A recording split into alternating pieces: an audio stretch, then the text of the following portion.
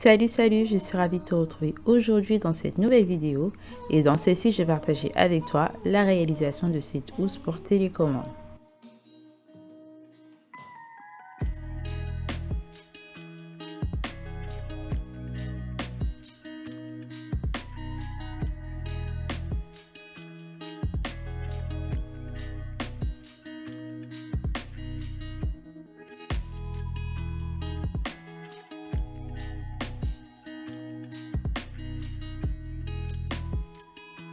Pour réaliser le patron, il te faudra la télécommande afin de relever les dimensions. Tu peux trouver les dimensions sur internet aussi, si tu n'as pas la télécommande dans ta possession.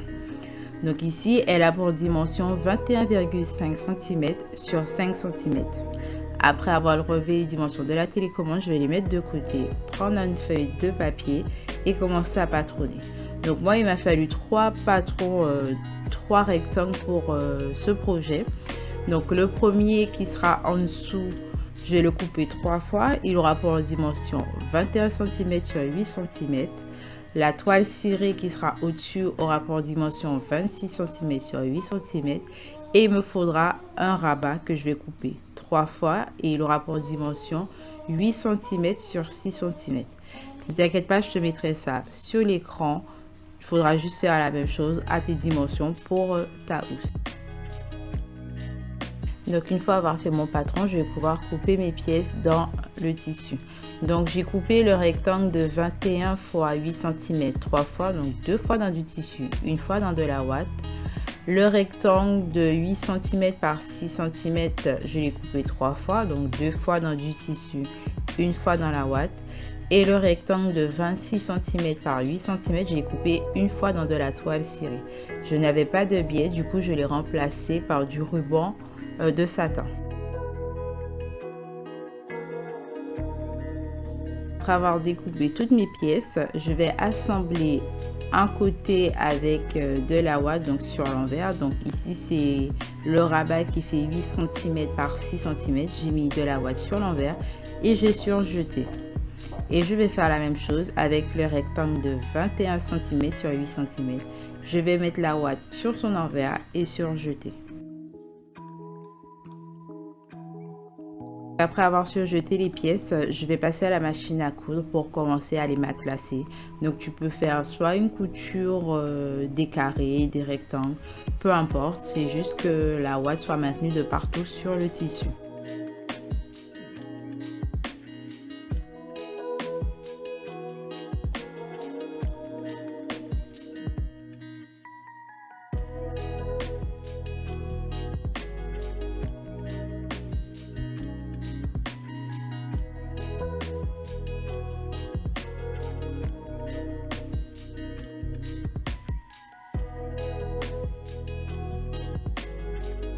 Pour avoir fait ça, je vais pouvoir prendre la toile cirée et les deux petits rectangles qui me serviront de rabat.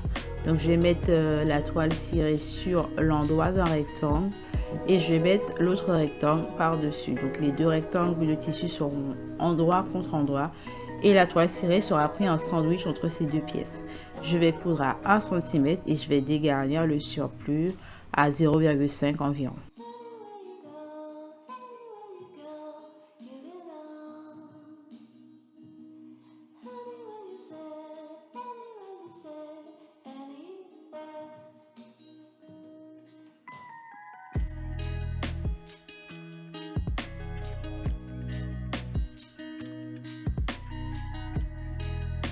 Après avoir fait ceci, je vais rabattre le tissu envers contre envers, maintenir le tout avec des petites pinces et je vais surpiquer dans le surjet et vers le bas, je vais faire une surpiqûre à 2 mm.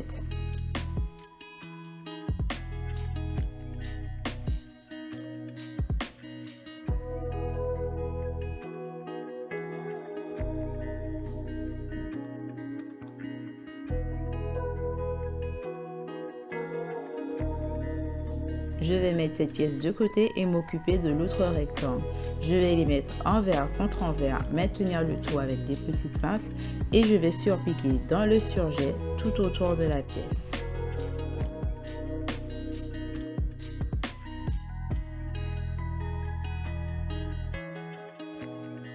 Une fois que la couture elle est faite, ça donne ça. Je vais prendre le ruban satin pour border un côté de 8 cm de ce rectangle. Donc je vais couper le ruban en satin un peu plus grand que mes 8 cm et je vais faire comme du biais. Donc je vais rabattre les extrémités sur le milieu et ensuite je vais le plier en deux. Et mon tissu, mon rectangle sera pris en sandwich dans le biais. Je vais maintenir le tout avec des petites pinces et passer à la couture à quelques millimètres du bord.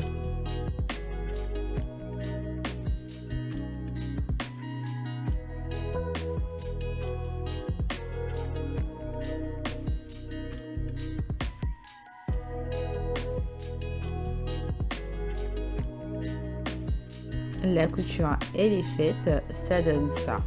Maintenant je vais prendre la toile cirée, je vais la mettre sur ce rectangle et avec des petites pinces je vais maintenir le tout en place.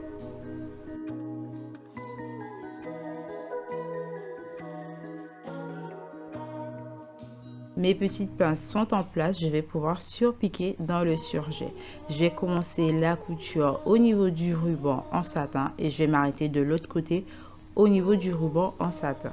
Une fois que la couture elle est faite, ça donne ça. Je vais border ma pièce avec le ruban en satin. Je vais le plier comme précédemment, donc rabattre les extrémités vers le milieu et plier le ruban en deux. Je vais passer à la couture à quelques millimètres du bord pour maintenir le tout en place.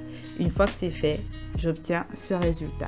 Donc à partir de là, je vais mettre en place mes boutons pression. Donc il me faudra un mâle et une femelle. Tu peux très bien mettre un élastique ou trouver un autre système, mettre comment ça s'appelle, du velcro aussi pour fermer ta housse. Ici c'est au choix. Moi j'ai décidé de mettre un bouton pression, donc je vais utiliser un poinçon pour faire les trous et une pince à pression. En ce moment tu en as au Lidl et à Action aussi, si ça peut t'intéresser.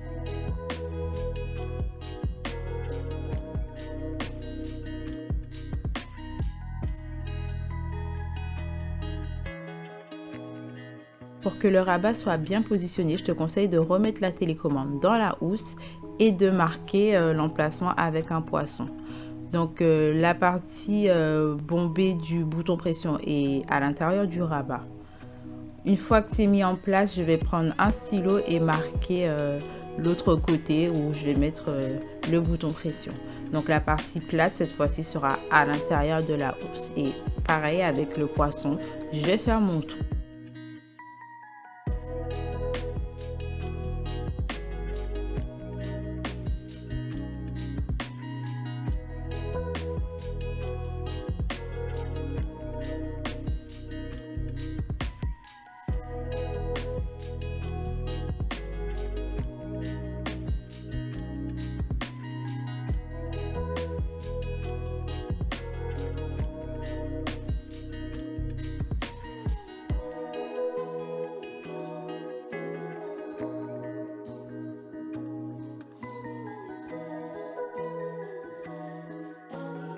Et voilà, tous les boutons sont en place. Le tuto va bientôt toucher à sa fin. S'il t'a plu, n'hésite pas à me le dire dans les commentaires et à t'abonner si ce n'est pas encore fait. Et on se retrouve très bientôt pour un DIY.